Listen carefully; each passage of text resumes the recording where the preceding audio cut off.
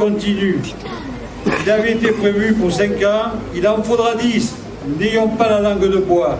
Et avec l'aide de chacun d'entre vous, nous y arriverons. Le petit bar, c'est 850 logements. C'est une des plus grandes propriétés de France, de copropriétés privées de France, pas la plus grande. Et il y a des problèmes incommensurables.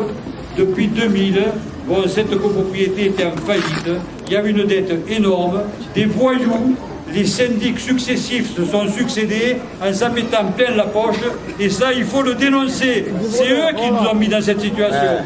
Alors, nous, on n'était pas obligés, avec Madame le maire, de prendre ce problème à bras le corps. On l'a fait.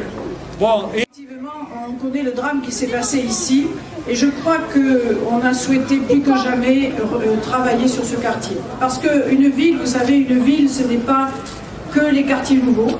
C'est beaucoup plus facile de construire un bâtiment neuf qu'effectivement que de s'attaquer aux quartiers les plus anciens et les plus en difficulté.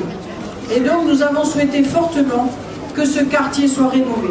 Parce que moi personnellement, vous le savez, dans mon passé, j'ai été médecin à la Paillade, donc j'ai soigné aussi des gens qui habitent le Petit Bar et la Pergola pendant des années.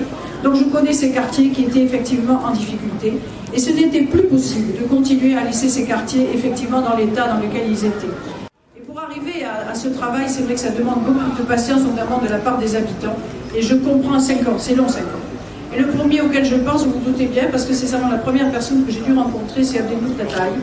Et là, je voulais vous dire que, bien évidemment, Christian m'en a parlé, des associations vous m'en avez parlé, il est évident, et ça je m'engage devant vous tous, que le bâtiment qui sera ici, construit après la destruction et la rénovation la destruction de ce bâtiment, le prochain bâtiment qui sera ici s'appellera bien évidemment Abdelmouk Tataï. Je m'engage devant vous solennellement.